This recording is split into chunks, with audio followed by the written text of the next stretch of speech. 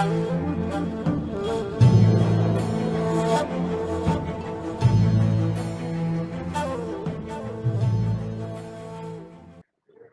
banyak perbincangan baik itu di grup WA maupun di media sosial yang lain, ada banyak pendapat, ada banyak opini terkait dengan bagaimana sikap kita sebagai umat Islam menghadapi pandemi ini, terkait dengan praktik ibadah, terkait dengan lain sebagainya lah.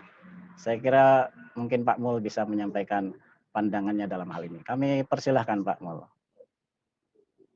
Oke, terima kasih Mas Aswan. Assalamualaikum warahmatullahi wabarakatuh.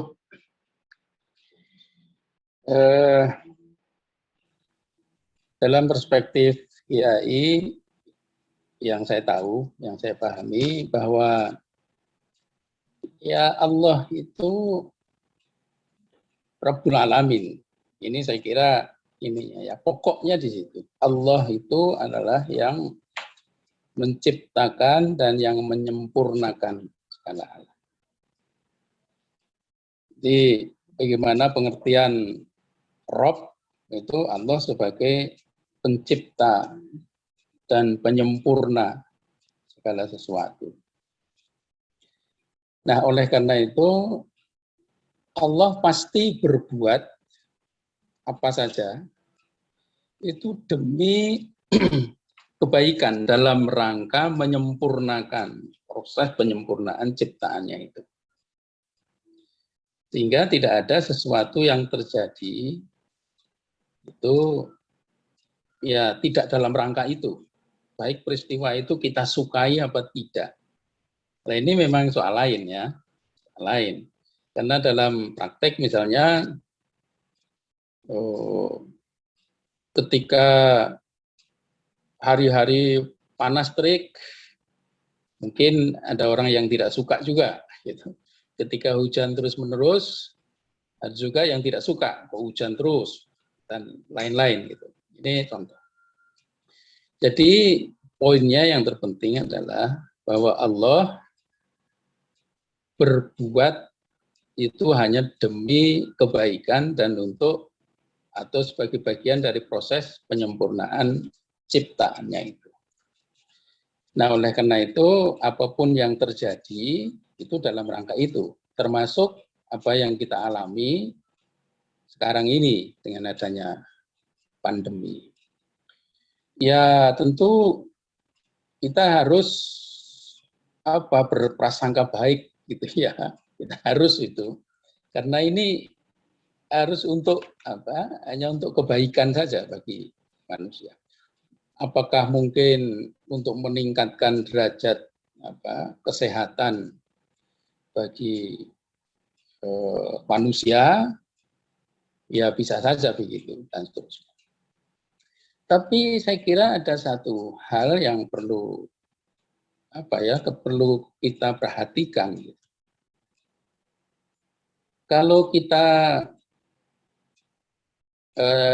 baca dalam Quran itu kan banyak sekali dikisahkan ya. Dikisahkan peristiwa-peristiwa yang yang menimpa atau dialami oleh bangsa-bangsa terdahulu. Itu peristiwa alam biasa. Mungkin ada gunung meletus, ada ya gempa bumi dan lain sebagainya itu.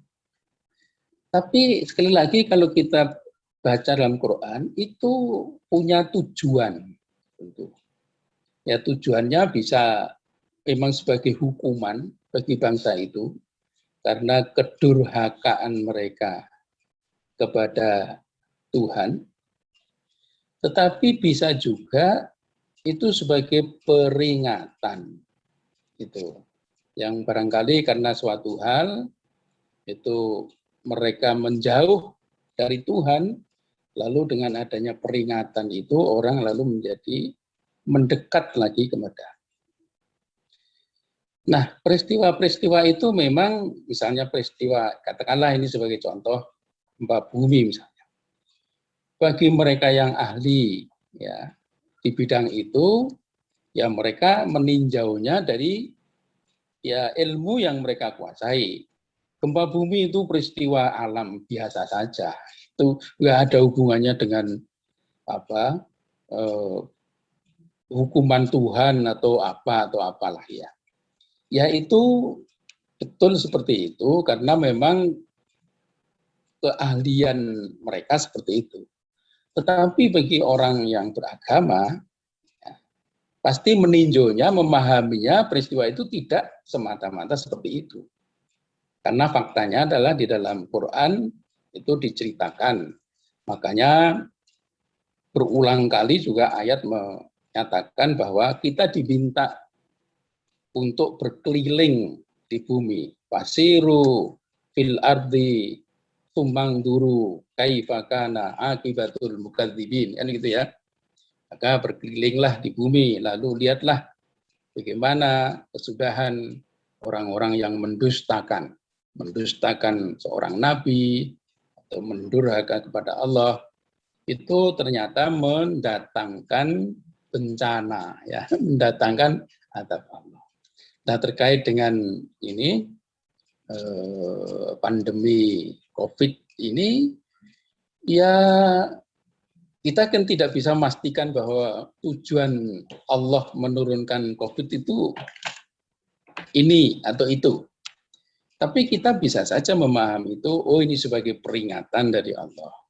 Bisa juga sebagai hukuman, karena kita lihat ada fakta, ya barangkali udara ini sekarang ini sudah menjadi begitu kotornya karena gara-gara media sosial, ya orang lalu berbicara dengan kata-kata yang ya kadang-kadang melebihi batas kesopanan gitu. Nah, inilah yang barangkali lalu mendorong orang untuk ya menyimpang dari aturan-aturan agama. Nah, ini ya mungkin saja kemudian mendatangkan azab. Jadi terkait dengan pandemi bisa saja itu sebagai kalau kita melihatnya secara positif, itu ya bisa saja memang untuk meningkatkan supaya orang berusaha menjadi semakin sehat. Tetapi bisa juga itu sebagai peringatan atau bahkan sebagai ya adab dari Allah supaya kita tubu ilaih, ya, kembali kepada Allah.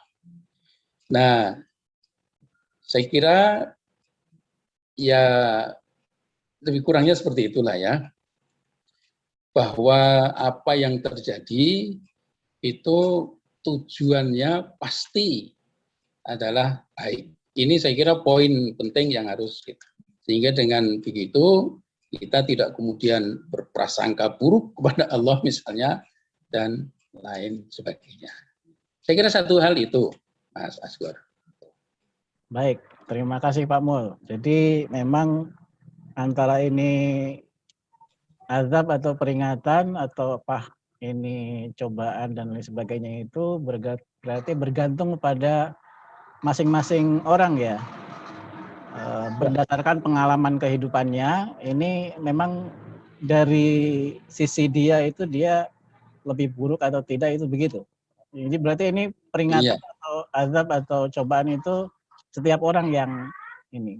Tidak bisa disebutkan bahwa secara kolektif misalnya, oh ini Indonesia sedang diazab misalnya gitu. Ya, kita tidak bisa bertanya langsung kepada Gusti Allah itu. Ini maunya Gusti Allah apa sih? Itu kan nggak bisa, ya kan? Justru kita yang memahaminya masing-masing, ini kan faktornya banyak ya. Saya kira mungkin misalnya faktor spiritualitas misalnya ya, itu juga akan mempengaruhi bagaimana menyikapi ya peristiwa ini gitu. Baik. Oke. Memang akan menjadi panjang diskusinya kalau bicara soal apa ini cobaan atau ini azab memang, karena setiap orang mungkin akan berbeda opini lah, pendapat. Saya ingin saja, kira-kira dalam situasi seperti ini kita bisa berbuat apa Pak Mul? Baik sebagai pribadi Muslim maupun juga sebagai warga dari sebuah gerakan yang memang lebih berkonsentrasi pada urusan dakwah gitu, dakwah Islam. Ini gimana Pak Mul? Ya, justru ini menurut saya momen yang sangat tepat sesungguhnya. Kan ya dakwah itu kan artinya apa ya, mengajak, menyeru dan lain sebagainya. Ya kalau kaitannya dengan itu, mengajak, menyeru, itu ada aturannya ya. Ud'u ila sabili rabbika bil hikmah dan seterusnya itu. Tetapi dalam praktek Rasulullah, dakwah itu harus dilakukan dengan usaha yang sungguh-sungguh, yang disebut sebagai jihad itu. Jadi faktanya dalam Rasulullah begitu. Jadi Rasulullah bukan sekedar mengajak apa ya, ayo kita masuk Islam, ayo, kan bukan sekedar itu. Tapi harus diperjuangkan dengan sungguh-sungguh, yang namanya kebenaran itu. Nah, saya kira kita dalam konteks sebagai warga GAI ini juga akan apa ya, kita rasanya kita punya kesempatan untuk tampil lah ya, bagaimana sikap kita ini kan akan dilihat oleh orang lain kan. Bagaimanapun akan dilihat oleh orang di sekitar kita menyikapi masalah ini. Dan ini menjadi penting, ya, menjadi penting. Nah, saya kira kita harus beruntung sesungguhnya. Kita katakanlah kita ditakdirkan oleh Allah untuk mengenal ya kebenaran Islam itu melalui ajaran mujaddid gitu ya. Ini menurut saya kan suatu yang punya punya nilai yang tinggi sebenarnya. Walaupun mungkin kita belum merasa kan gitu ya, belum merasa itu. Ya seperti yang pada awal wahyu Al-Qur'an diturunkan misalnya, yang mungkin beberapa hari yang lalu kita dengar, kita bahas ya, inna a'tainakal kautsar. Itu yang misalnya ya, loh, kebaikan apa yang diberikan oleh Allah kepada umat Islam awal-awal itu? Mereka secara ekonomi lemah, secara sosial juga lemah, ya, secara politik apalagi. Mereka teraniaya dan seterusnya. Tetapi Islam ini ternyata suatu kebaikan yang luar biasa, tinggi nilainya. Dan sekarang kalau itu kemudian kita tarik ke dalam Ahmadiyah Lahore ya, Islam dalam perspektif itu Ahmadiyah Lahore, ini punya nilai yang tinggi sekali. Nah, oleh karena itu yang harus kita lakukan pertama adalah fasolli li rabbika wanhar. Nah, wanharnya itu ya berulang kali saya kira dalam Quran itu dinyatakan bagaimana kita harus memperjuangkan kebenaran itu ya bi amwalikum wa anfusikum, itu berapa kali itu diulang dalam Quran ya. Sehingga memperjuangkan kebenaran ya, kebenaran Islam ini dalam perspektif ini tadi ya, dalam perspektif ini saya kira penting itu ya. Ini harus dengan harta dan jiwa. Dengan harta kita paham ya. Dengan jiwa itu bagaimana? Ya, kita melakukan gitu loh. Kita benar-benar melakukan secara fisik ya. Secara praktis kita benar-benar melakukan. Baik, terima kasih. Jadi memang ini perlu realisasi jihad ya, dengan semangat anhar pengorbanan tadi yang saya kira disinggung Pak Mul. Nah sekarang sebagai pengikut gerakan Imam Zaman ini, apa yang membedakan seharusnya sikap kita sebagai pengikut gerakan dengan umat muslim yang lainnya dalam hal menyikapi pandemi, lalu kemudian juga sekarang ini kan kita dalam segala keterbatasan akibat pandemi ya, beribadah kita terbatasi dengan cara tertentu, kita berdakwah juga terbatasi, kita tidak bisa mungkin bertatap muka secara langsung, jalsah kita sudah 2 tahun ini tidak bisa menyelenggarakan dan lain sebagainya. Nah, kira-kira menurut Pak Mul ini sebagai Pak Sekjen itu terutama, bagaimana ini strateginya atau mungkin metode dakwah kita yang baiknya bisa kita lakukan di era semacam ini? Ya, dakwah itu kan harus dilakukan dengan cara-cara yang bisa dipahami kan. Ya, misalnya kalau kita dakwah kepada orang Cina, katakanlah begitu, kan bukan orang Cina yang harus belajar bahasa Jawa, tapi kita yang harus belajar bahasa Cina. Hingga apa yang kita dakwahkan itu sampai dipahami kepada mereka. Artinya orang berdakwah itu harus dengan bahasa yang dipahami. Nah, kata-kata bahasa yang dipahami itu tentu dalam pengertian yang lebih luas. Sekarang ini misalnya dakwah dengan cara mencetak buku misalnya, mungkin sudah nggak efektif lagi karena eranya sudah berubah, kan? Eranya sudah berubah. Tidak lagi orang mungkin ya mungkin sebagian besar orang itu tidak lagi ya kalau dulu istilahnya semacam kutu buku ya, baca buku sepanjang hari, nggak lagi. Mungkin lebih suka mendengar dan melihat. Jadi kutu Sehingga TikTok ya. sehingga untuk cetak mencetak sudah harus dikurangi atau bahkan ditinggalkan. Eranya sudah berubah, lalu ya di digitalisasi itu. Sehingga saya kira ini satu tuntutan tidak bisa tidak bahwa Quran yang ini harus dilakukan itu. Bahwa ini tidak mudah, iya. Yang namanya perjuangan tidak ada yang mudah. Bahwa ini mahal, ya nggak ada perjuangan yang tidak mahal itu nggak ada ya.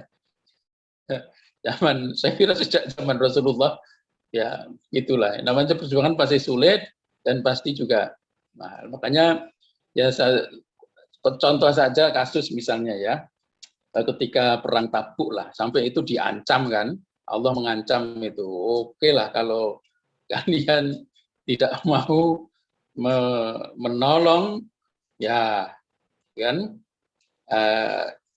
aku akan menolongnya. Jadi sesungguhnya Allah sendiri itu tanpa siapapun bisa. Jadi ya itulah sehingga kenapa kita lalu mengajak banyak orang itu untuk supaya melibatkan diri dalam perjuangan ini karena memang penting bagi. Jadi saya kira itu yang eranya itu tadi kita sudah era digital yang misalnya pengajian ya tidak bisa tetap mulu. Sekarang ternyata dengan sarana ini kita bisa melakukan. Dan saya kira juga tidak kurang nilainya. Meskipun secara fisik tidak bisa bersentuhan, tapi bisa bertatap muka. Itu saya kira nilainya juga sama lah. Tapi menurut saya ini akan memberikan ruang yang memang kita perlukan untuk bagaimana kemudian nanti dalam praktek itu kita berdakwah itu tadi ya dengan upaya yang sungguh-sungguh yang disebut jihad itu tadi ya. Fi sabilillah bi amwalikum wa anfusikum, ini akan menjadi, saya kira hanya dengan itu sehingga kebenaran Islam dalam perspektif Ahmadiyah ini akan kemudian tersampaikan pada masyarakat. Ya, jika tidak, saya kira ya sudah, kita justru akan semakin semakin dilupakan ya, akan dilupakan oleh sejarah jadinya. Saya kira itu menurut saya.